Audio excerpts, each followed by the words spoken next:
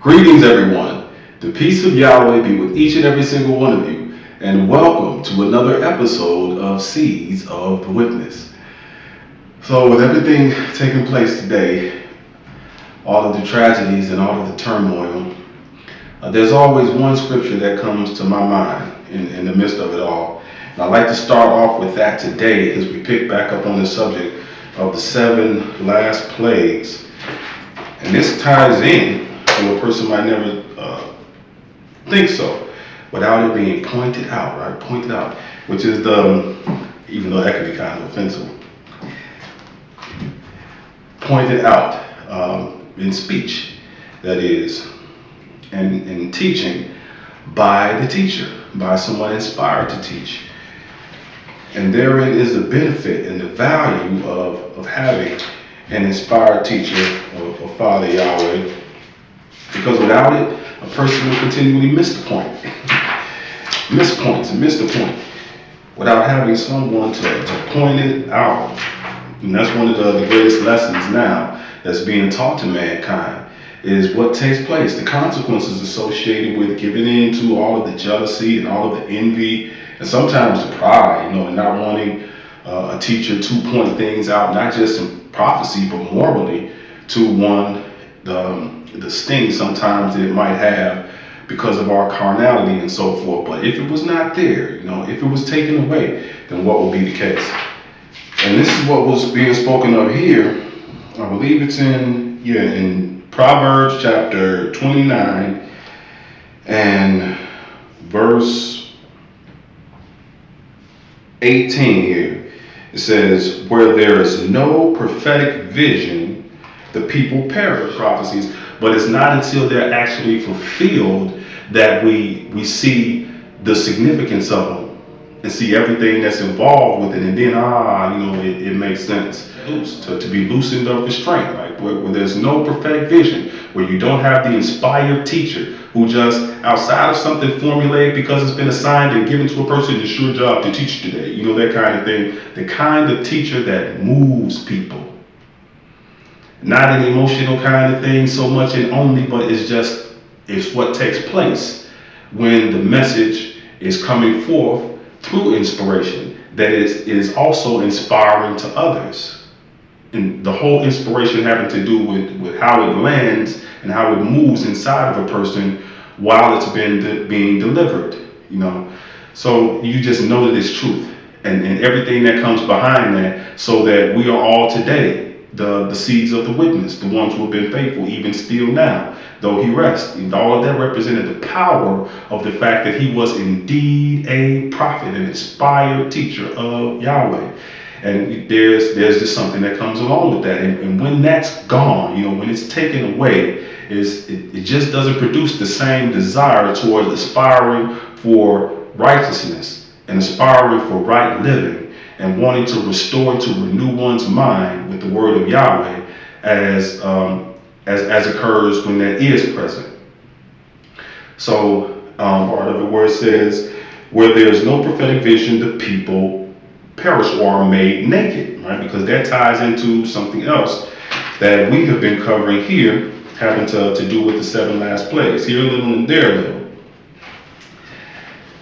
So if we get to the 6th plague, which involves the great river Euphrates, which we know is the 6th one of that cup, the 7 last plagues, all of which are contained inside of the cup, not the cup of Yahweh, but the cup of demons that Father Yahweh is allowing the people to partake of, because we have free will.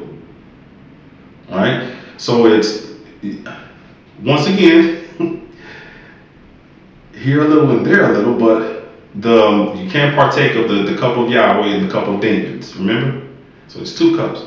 And so what we're speaking of when we talk about the 7 last plagues is the latter of the 2, the cup of demons, that all of these plagues are coming forth from, to teach man a lesson of what takes place when you forget Yahweh and choose the God's way instead. But okay, so all of that for what takes place when the teacher of righteousness, where there is no prophetic vision, and the consequence that occurs among the people. But we see here in this same chapter, we were covering the sixth plague, and this cup, and you see those demons that we were speaking about mentioned there in verse 14, showing you once again which cup it is, the cup of Yahweh and the cup of demons. You see that the demons mentioned there in verse 14, but we have been covering here verse 12. Oh man, we're already at 22 minutes. Okay, so probably more, but here in verse 12 is speaking about the sixth plague of that cup. You remember in the prior lesson, though the cup isn't mentioned here, it's mentioned concerning other plagues, like in the seventh plague is mentioned, and some of the other plagues is mentioned, but it's all seven that are in that cup, as we saw in the Psalms. All seven of the plagues of Yahweh's judgment, they say wrath, but it's judgment, are in that cup. The judgment that is coming upon the gods to prove what comes forth, the gods and their adherents, their children, to prove what comes forth from that way, which is just death and perishing. And they're now saying Judea and Samaria, but it's Yahdah, and this we're being referred to today as the West Bank. So that's what we're seeing here. When Israel will be in siege, against both against the West Bank, just as we're seeing now. This is another one, and just showing through preponderance like this, we haven't been able to get to it for the things that have been allowed, and it's all according to Yahweh's will, and you're going to be able to get so much in a lesson, but it's all there, and we'll be able to get to it in due time. And if nothing else, rest assured that the prophecies are being fulfilled.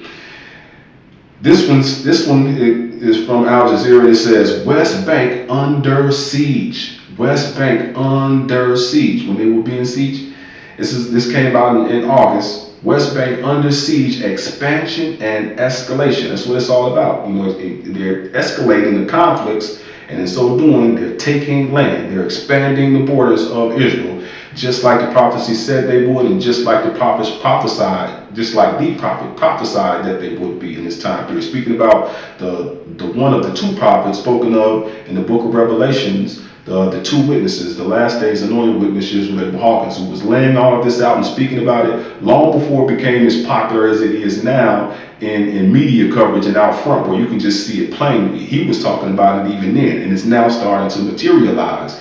And light is being shined on the fact that it is by those who are carrying on the work of bringing that message to the people's attention, even now, still today. Okay? Netanyahu stated that he is committed to the greater Israel plan. I'm just saying it outright now. And that it is an historic and spiritual mission for him. So showing once more what we were looking at in the book of Revelations here just a moment ago. We're speaking about the kings of the east and their way being prepared. Yes, it's the political leaders, but the political leaders are simply doing the will of the religious leaders. The people who are teaching them Sunday after Sunday. So that's about all we'll probably be able to get for that particular article, because I also wanted to show the second part of it, where it says, remember, they're in siege, and it says it in different ways in like the interlinears and so forth. They're pointed out that this is taking place simultaneously. They're in siege against Yahweh, or the West Bank, and then also against Jerusalem. Jerusalem is in siege in Jerusalem.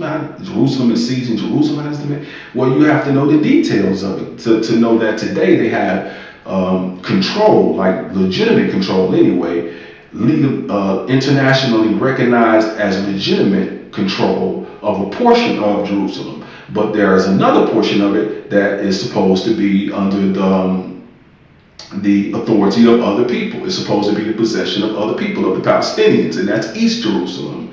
East Jerusalem is supposed to be Palestinian owned, and they hoped for it to be a part of the Palestinian state and to be the Palestinian capital and all of this sort of thing.